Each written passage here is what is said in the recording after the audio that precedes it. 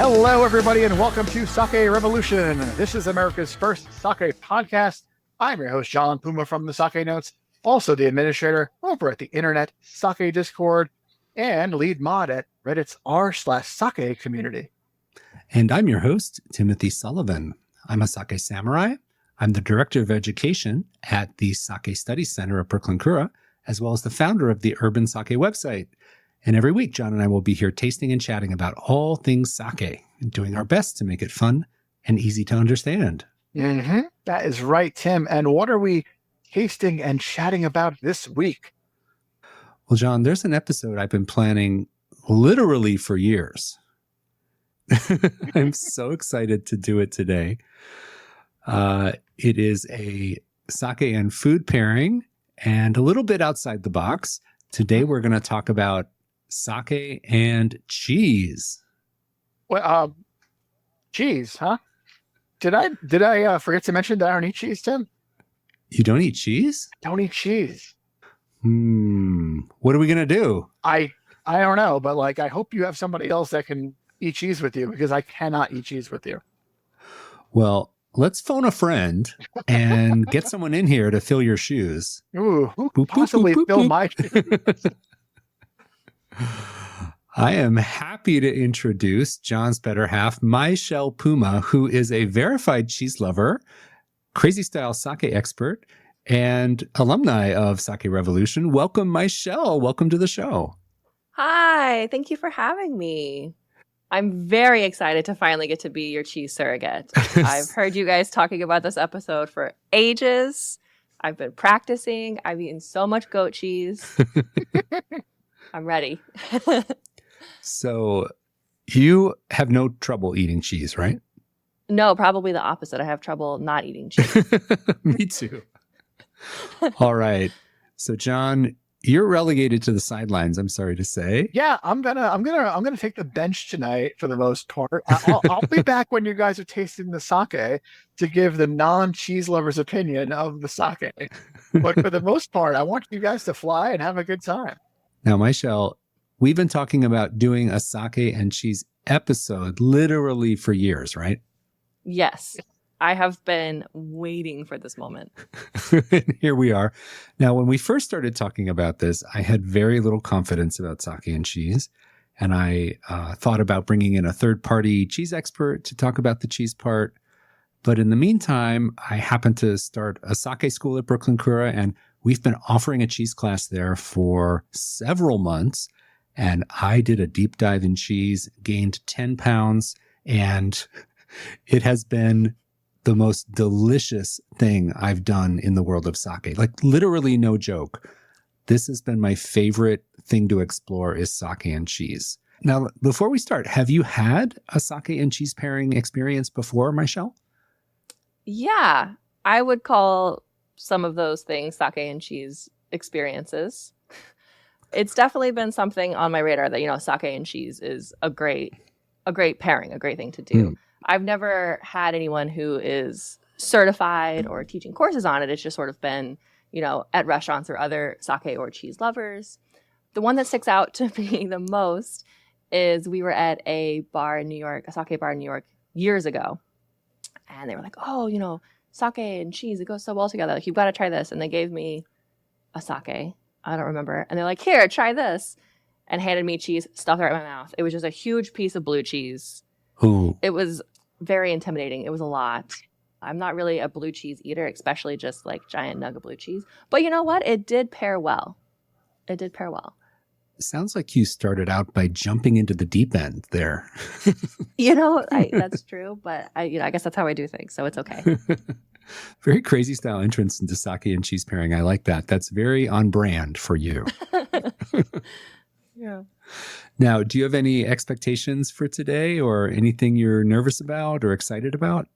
Well, at first I was very nervous. I've heard a lot about your course and I've heard a lot of good things about your course. So I was just like, how am I going to match up to all of your expertise? But then I had the most glamorous package of cheese and sake delivered to me.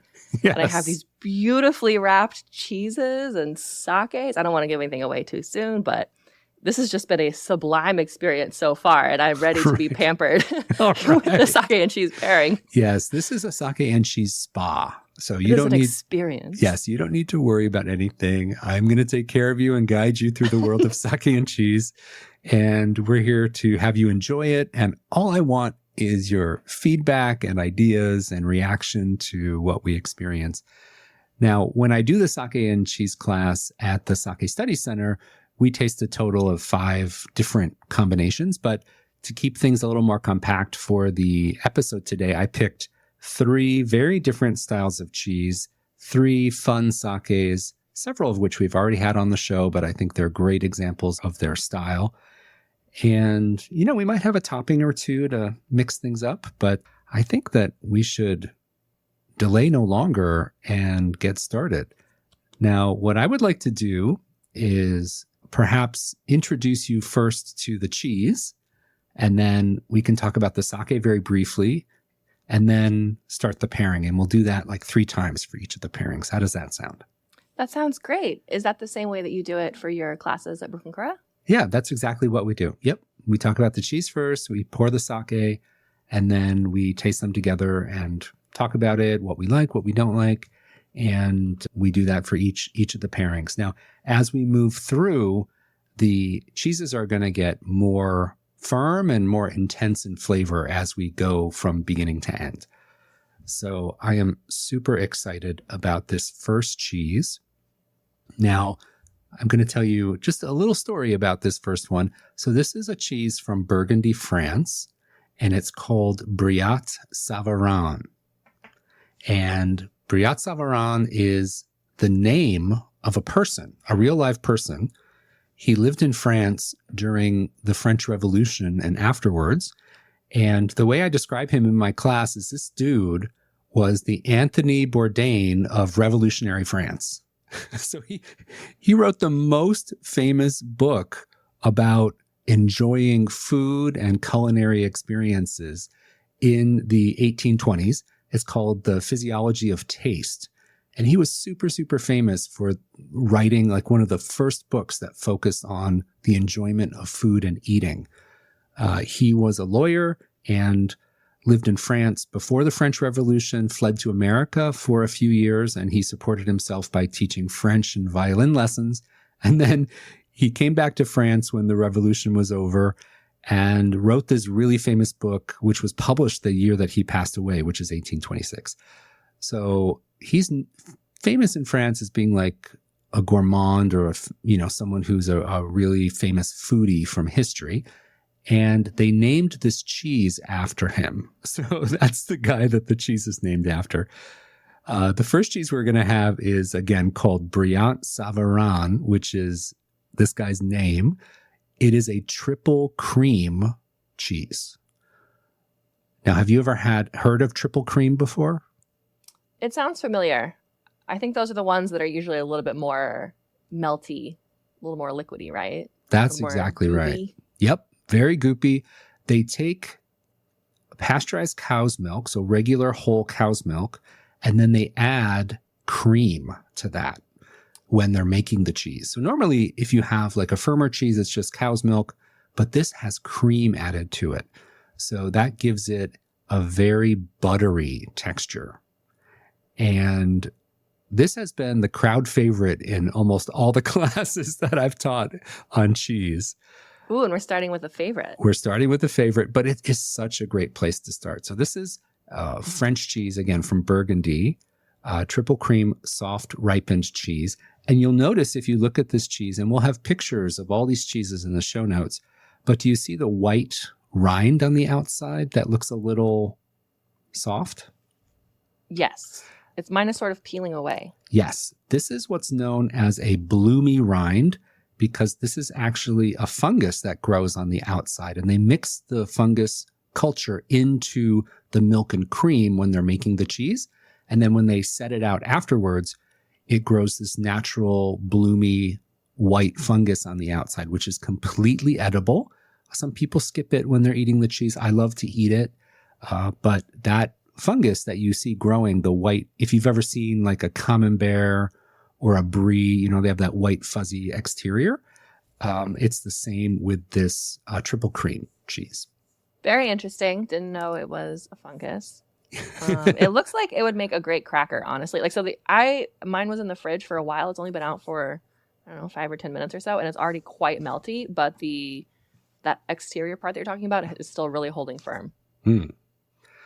Yep, that's kind of like gonna hold it together until we're ready to eat it. Now, let's move to the sake that I'm gonna pair with this. This triple cream cheese is very buttery, very rich. It's super luscious on the palate.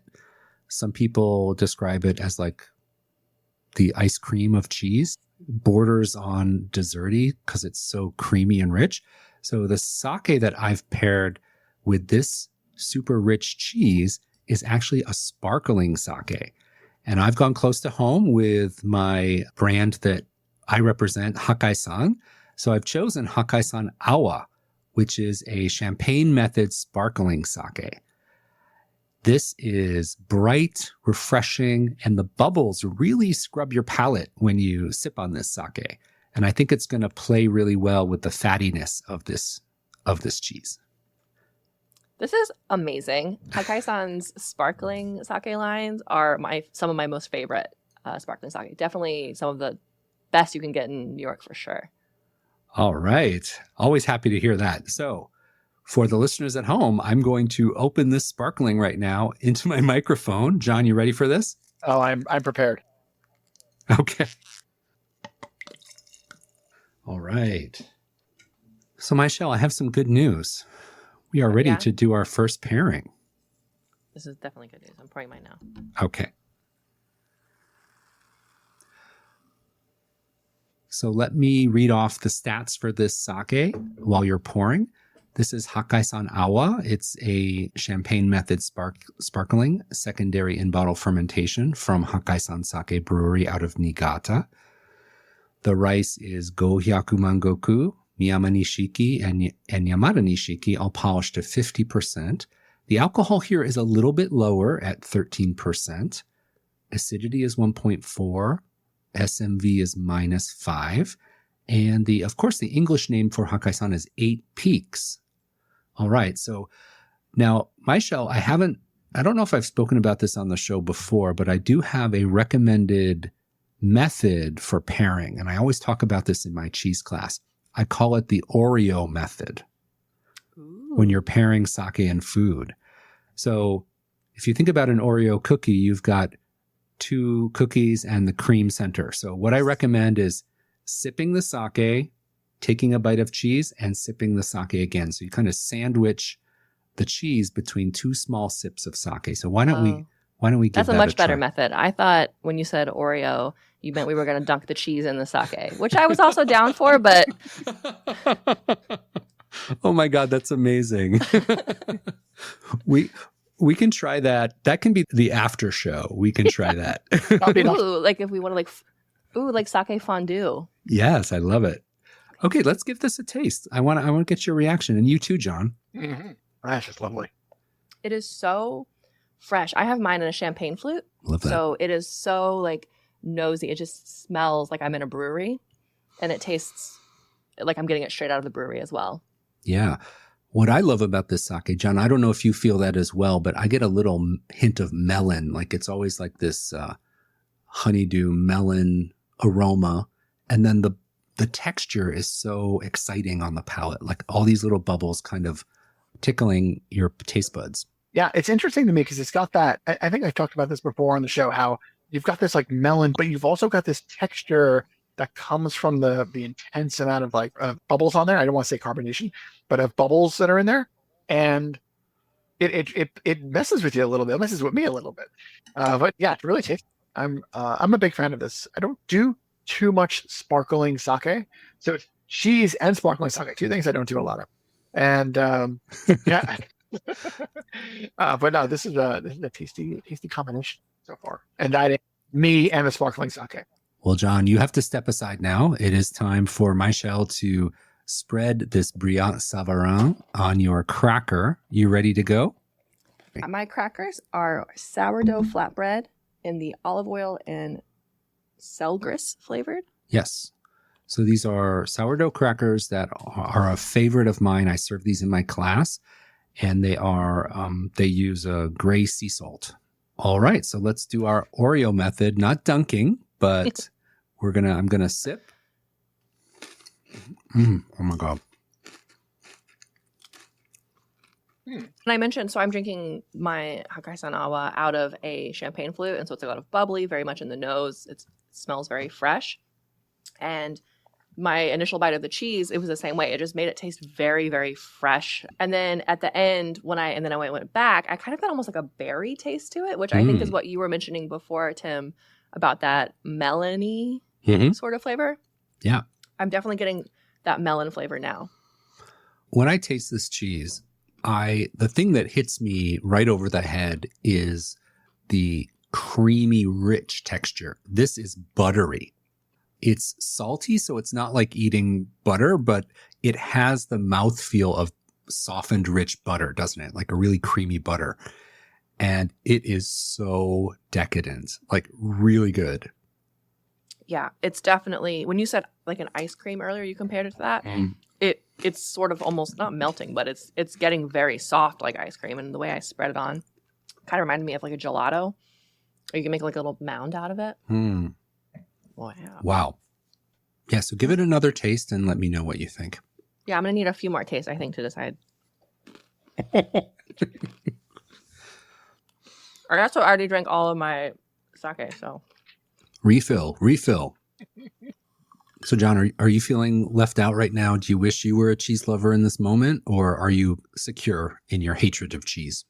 There's a little FOMO, but I'll get over it. He's getting the mukbang experience. Just watching us eat all this cheese. The softness of this cheese with this cracker that you chose is amazing. Right? The cracker is like structurally sound and it adds a crunch, but it also kind of just like melts away with the cheese. It is very nice. So thumbs up for the first cheese. Oh, so much thumbs up. Amazing. So I think that in my experience teaching this class, I've always launched the class with this pairing, like some sparkling sake, sometimes awa, sometimes Brooklyn Kura, Sekondi, or another sparkling sake. And I find that the bubbles really scrub the palate, scrub your tongue, and kind of cut the rich creaminess of this. Like if you imagine scooping butter onto your tongue, it's going to get really greasy and heavy. But I find the sparkling just lightens it and cleanses your palate as you're taking bites of this cheese. That's so true. Yeah. That's the opposite direction that I would have thought. I guessed that we were going to go in sort of a like aged sake or like an umeshu, like just roll with the richness and the deepness. But that grubbing that you're talking about, it does like lighten everything up and allows you to go back in fresh for the next bite, which is super nice. Yeah. All right. So that was our first pairing. And are you ready to move on to pairing number 2? Yeah. I've had like 3 of these crackers worth of this cheese. Okay. So our next pairing is Gruyere cheese. So we went from a super soft triple cream cheese to a medium hard cheese. Now, if you think of really hard cheeses like Parmesan Reggiano or something like that looks like a brick, like you can hit someone on the head with it. This is a medium soft cheese. So it has a little bit of give to it, but it's relatively firm. And this is from Gruyere, Switzerland. And this is very special to me because I went on a vacation to Switzerland with my husband, Scott, and he made us go out of our way to visit the tiny town of Gruyere. And we actually had Gruyere cheese and Gruyere fondue in the town of Gruyere. So I have personal experience with this part of Switzerland.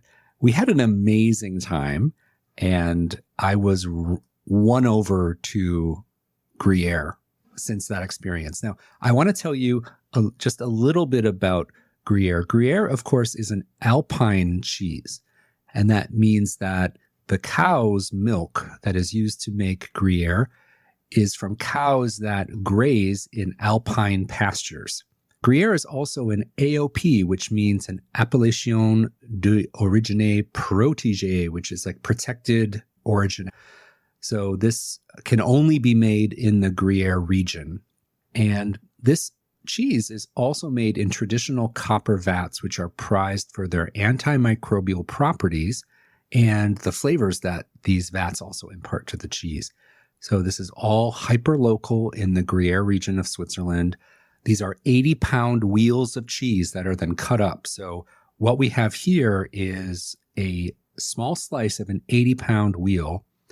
And Scott and I actually saw them making this at the Gruyere Museum that they have right by the train station. And we fell in love with it. So there's a few things I want to tell you about Gruyere. If you look closely at your piece of Gruyere, I want you to let me know if you see any white specks in your cheese, like little white dots. Yeah, I have a few. Yeah. Little constellations. Yep. So those white specks are actually concentrations of amino acids, and those are little umami bombs that are hidden in your Gruyere. And if you move up to something like a Parmigiano Reggiano, you're going to see a lot more of those white crystals.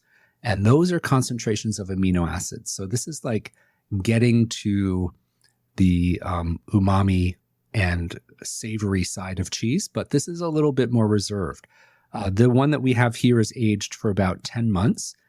And I would describe the flavor overall of Gruyere as kind of like a little bit of a grassy and nutty flavor. So the last point I want to make about Gruyere is that this is one of the main ingredients in fondue. So are you a fan of fondue, Myshell? Wow. I did not know that fondue had like a specific recipe. I thought it was just any melted cheese. So I think I have to say no. I'm not that much of a fan since I clearly didn't even know what it was. But I thought I was because I do like dipping things in hot cheese. So this is a really delicious cheese, Alpine Gruyere, and it melts beautifully, but we're going to be having it snack style where we put it on a cracker. And let's introduce the sake that we have paired for this. And the sake I picked is Yukinobosha Yamahai Junmai. This is a sake from the Akita region of Japan. It's a Yamahai and it's a Junmai grade, rice polished to 65%. The sake meter value is +1. This uses Yamada Nishiki rice and Akita Komachi rice, and the acidity is 1.9. So there's a very specific reason that I picked this sake to pair with the Gruyere.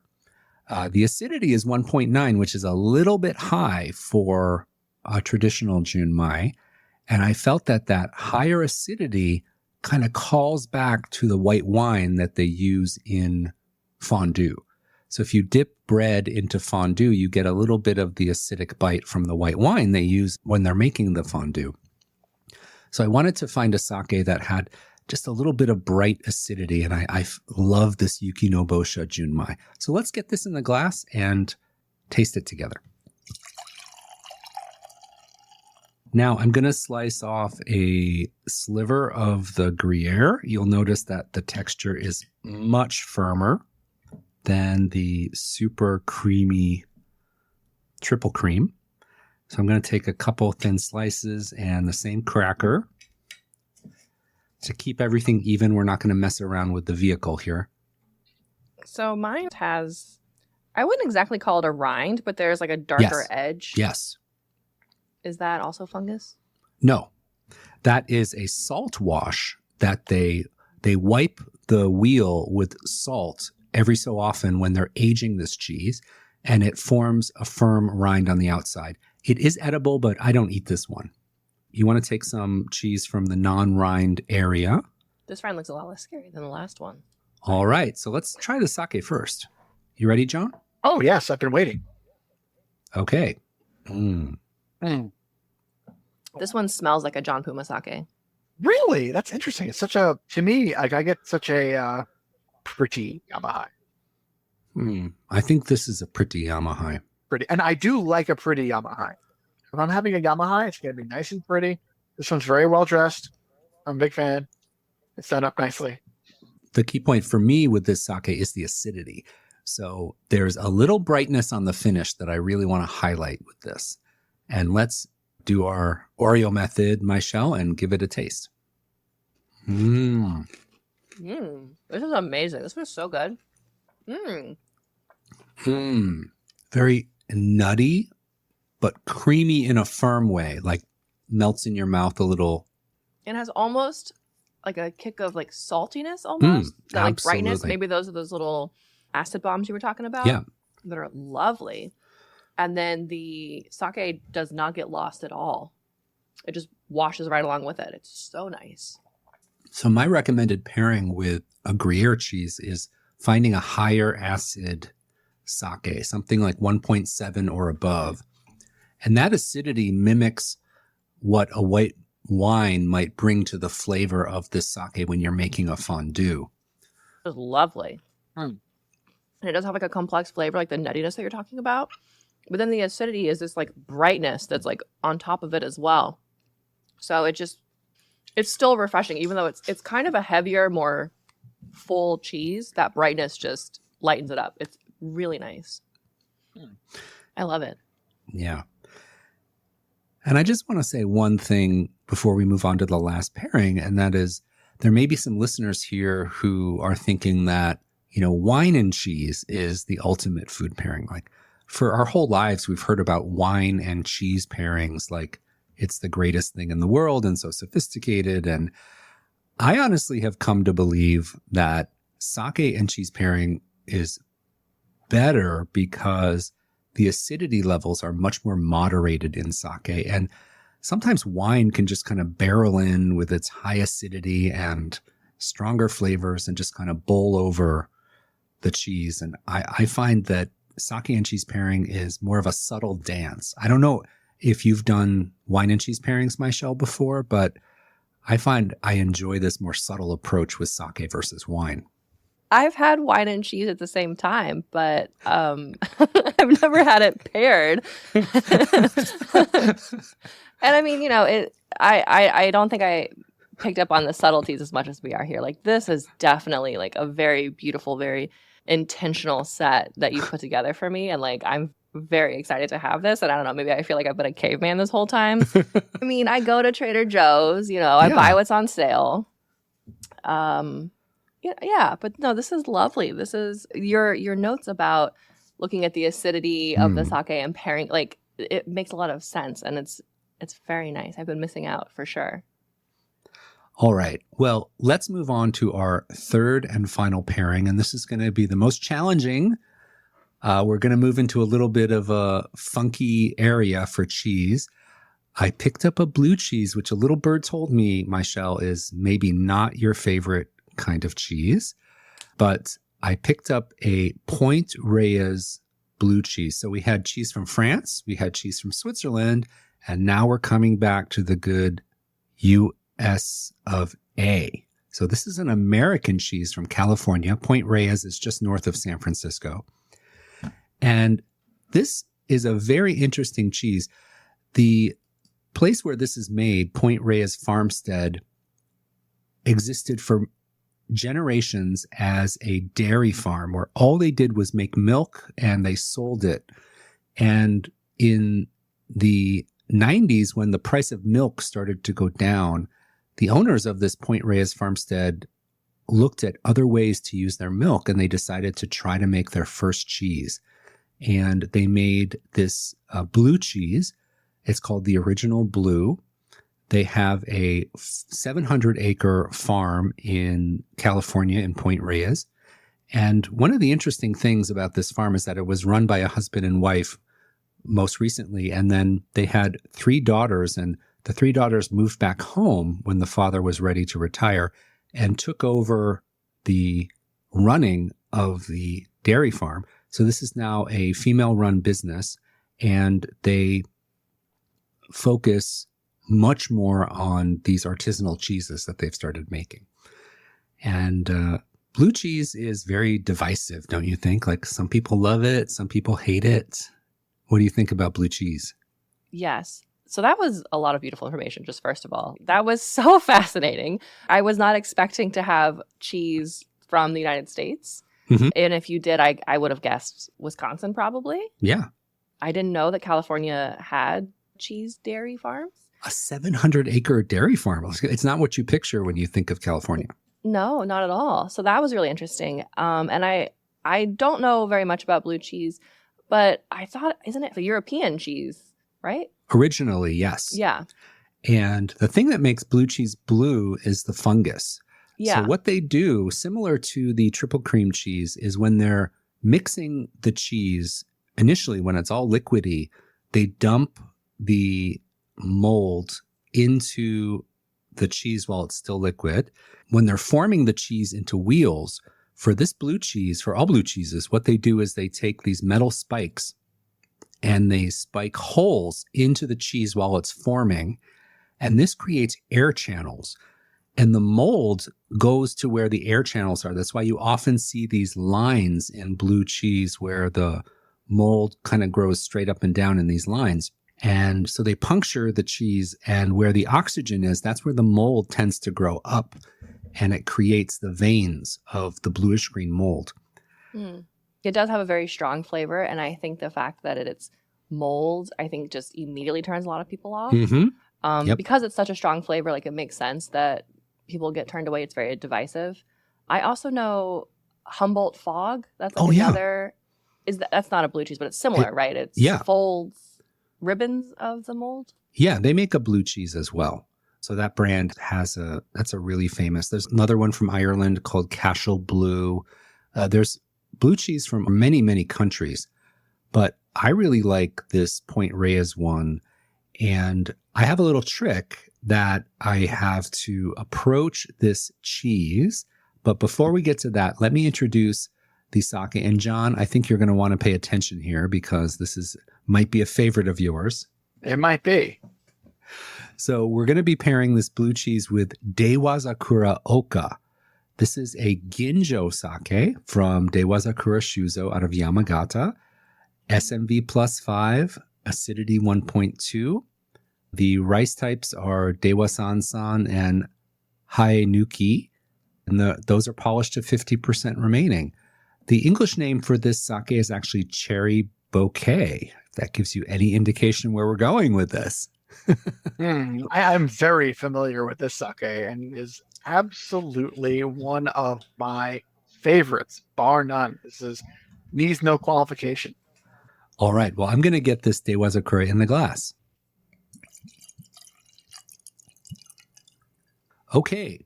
Now, Myshell, I promised you a little trick to help ease us into the enjoyment of blue cheese. And I gave you a little vial of some honey. And my trick for blue cheese, if it's maybe not your favorite or a little too strongly flavored for you, I recommend taking a little bit of blue cheese on a cracker and then let's put a little drizzle of honey over that. And that honey lends some sweetness and balance to the lactic funk of the blue cheese. And I find it makes it much, much more palatable for people who blue cheese may not be their favorite. So let's give that a try. For the record, I don't love blue cheese. Like I don't like it, Right. but I can eat and will eat anything under duress. So I have had it. So we are under duress right now, ladies and gentlemen. Now you'll notice the texture, Myshell, of this blue cheese is crumbly. So we had one super creamy, one semi-firm, and this is a crumbly cheese. I was going to ask what your method was to getting it to stay on your cracker. Yeah, just push down with the knife and just crumble and smush. Like the bend and snap. Like the bend and snap, yes. And then to get the honey on, I put it on a spoon and just kind of spin the spoon and get the honey kind of suspended and then drizzle. So I'm drinking this out of a wine glass, and the nose for me has all of that big fruit, that jet cherry. Ooh, I love it. But no cheese for me. So I'm wondering what's going to happen when we pair them together. Okay, so I am going to be a little less brave this time, and I'm going to do more honey. A little less cheese, just a little schmear. Those other ones were so good. I'm trying to just find the honey and focus on the sweetness. It still tastes so much like blue cheese to me, but I think that's really a testament to the quality of this cheese that you picked out. That, like, you know, it's strong and knows what it's about. It's not going to, like, hide too much behind that. But it is much more palatable this way. I think that if you are, like, on the fence about blue cheese, I think this is a really great trick. But for me, I just don't like it. I'm sorry. Yeah. I knew this would be like a divisive cheese, and I contemplated bringing it on, but I think if we're going to talk about sake and cheese, I really felt like bringing one controversial character onto the plate was really important. It definitely goes together. I think that the honey, I liked honestly the texture of the honey, that like syrupiness really went well also with that texture, the crumbliness of the blue cheese. I think if I had it a few more times, I think it's definitely it's a much more like mature palate type of cheese. Yes. And I would definitely be open. I mean, I have a whole chunk of it now. I would definitely be open to continuing to like blue cheese. I don't think there's anything wrong with it. It's just, it's a stronger flavor for me. I'm not as familiar with it. Yeah. I'll tell you this. When I teach the class at the Sake Studies Center, I feature this pairing, and I ask everybody, like I ask all the students, like, are there any blue cheese haters in the class? And they've paid money to come to a cheese class, you know, and I say, and like every time about 20 to 30% of the people raise their hands that they're not crazy about blue cheese. So I developed this honey drizzle to kind of ease people into blue cheese. And let's talk about the sake pairing. Like, this has a little bit of fruitiness and a little bit of that cherry note. And I wanted to bring that into this pairing. So this is, I think of the three, this is the most complex pairing because you have the funk and the lactic from the cheese. You have the sweetness from the honey. And then you have a little bit of a fruity note from the Dewa Zakura. So we went from more simple to advanced in my book. What was really surprising to me was with other types of food, when I'm having food at home or having sake at home, when a sake doesn't pair, it just sort of tastes like straight alcohol. Like, you can just tell right away that it just doesn't work. And this blue cheese is such a strong, prominent flavor. And then the honey is so sweet. Like, these are very big flavors. And it did not make the Dewa Zakura taste off or weird. Like, it still went with it, which is so amazing. It's very impressive.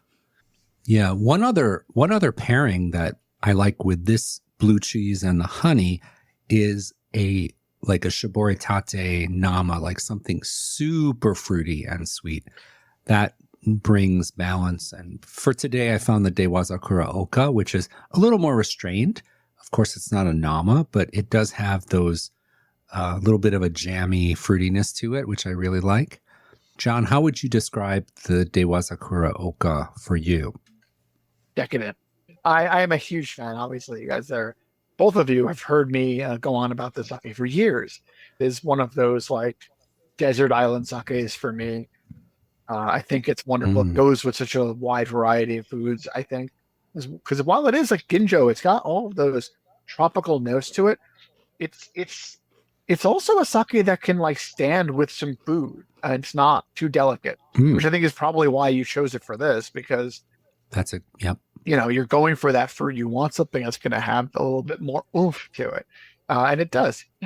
Myshell, I hope you feel like I've taken you on a little journey through cheese. Like we've done different textures, different profiles. And whenever I do a pairing with any food and sake, I always tell people that I don't think you're going to fall in love with every single one of these. That's not the point.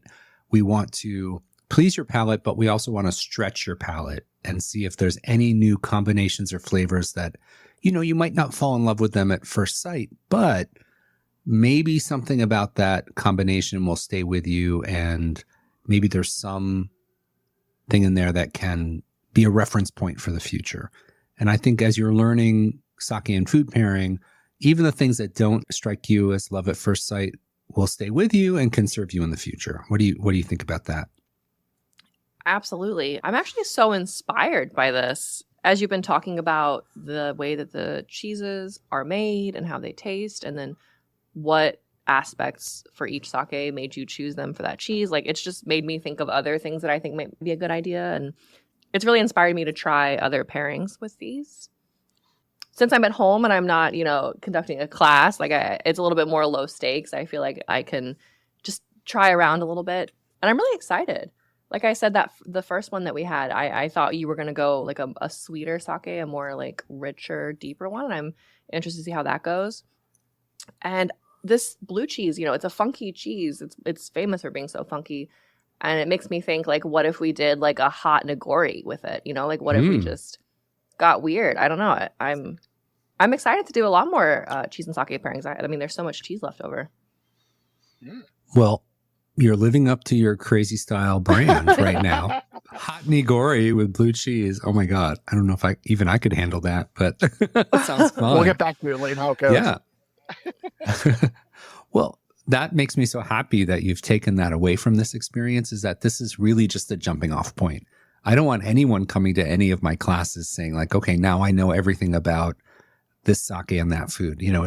It's just a starting point to kind of launch the ship and go out and explore on your own about what might be fun for you. I view my classes as basically giving people permission to start to pair sake with non-traditional things. Like you can have sake outside of the sushi bar, and sake and cheese, sake and desserts, sparkling sake, all these things are, in my view, giving people permission to explore and have fun. And it sounds like that struck the right chord with you too. Yeah. I just need that cheese fairy to deliver it to me every time for the best experience. You have a cheese fairy on speed dial, so you can call me anytime. Amazing. So any last thoughts, Myshell, about your sake and cheese pairing experience? Would you recommend it to others? Yeah, I love cheese. I eat a lot of cheese. I drink a lot of sake, and I still learned so much. And even when you were describing it to me, I was still very surprised by how it was going. So I think that even if you're an expert in one or the other or both, I still think that you can learn a lot by just like sitting down and doing these comparisons back to back. I think I still have a lot to learn. I think we should probably do another episode or two just to really like hammer it home for me. I still have a lot of questions, so I think we're going to have to do a few more of these. I agree. I think we should have Scott. Scott's out of town right now, but I think we should have him on the podcast and do another slate of 3 cheeses and 3 sakes. How would that sound? I was going to say, how is he not banging down the door? Like, let me in to try these cheeses. This is amazing. Yeah, he's on a trip right now, but we'll have him on next time. And I agree with you. We can do a part 2 of this, and we'll enjoy the cheese and sake. And there's a whole bunch of cheese styles we haven't tried. One of my favorites we didn't touch today is cheddar. Do you like cheddar cheese? I love cheddar. I love white cheddar. I love like the firmer, saltier ones. So like the Gruyere, I think today was my favorite. Yeah. I also love goat cheese. And there's so many flavored goat cheese these days as well. Yeah, I normally serve a goat cheese in class, but to keep it to 3 cheeses today, I took the goat cheese out, but we always have a goat cheese in class, so we can do that next time as well. But I think we're all queued up to do a part 2 of sake and cheese pairing, the revenge. I love it. Have we accidentally made a series? Is that what just happened? Oh, no. So you think we had a successful first sake and cheese pairing, Myshell? Yes. I want to shout out my boy, Briant, for really making... Isn't that guy's name? Briant, the cheese man? Oh, yeah. Briant Savarin. Yeah. Yeah. Shout out to him. This was amazing. Good job. All right. Well, John, do you still have FOMO right now? No, I've been drinking along, so I'm having a great time. Okay. You're having a great time. The blue cheese probably put you back in your place and made you think you're fine. Yeah. The blue cheese, suddenly I was like, you know what? Just having the sake is great. I'm living my best life over here. All right. Well, John, thank you so much for being a good sport and going with us along on this journey. And Myshell, thank you so much. It was lovely to have you on the show and so great to taste with you. Thank you for filling in for JP and his cheese-hating ways. Thank you for having me, and thank you for teaching me. I had a wonderful time. I learned so much, and it was delicious. All right. Well, if you want to learn more about any of the sakes or any of the cheeses we tasted in today's episode, please visit our show notes at sakerevolution.com. I want to give a special shout out and hello to all our listeners. Thank you so much for tuning in. We appreciate you so much. A special greeting to all of our Patreon members. If you'd like to support the show, you can visit our Patreon. That is patreon.com/sakerevolution. And I think it goes without saying, especially today, that maybe you want to check out those show notes that are available at sakerevolution.com. You have pictures of all 3 of the bottles of sake that we sipped on today. And of course, a transcript of everything that went on over here today on the show. Also at the website, we have our merchandise page where you can get Sake Revolution t-shirts, stickers, and other swag coming down the pipe at some point in the near future. On that note, please grab your glass. Remember to keep drinking sake and perhaps some cheese with it. And come Kanpai!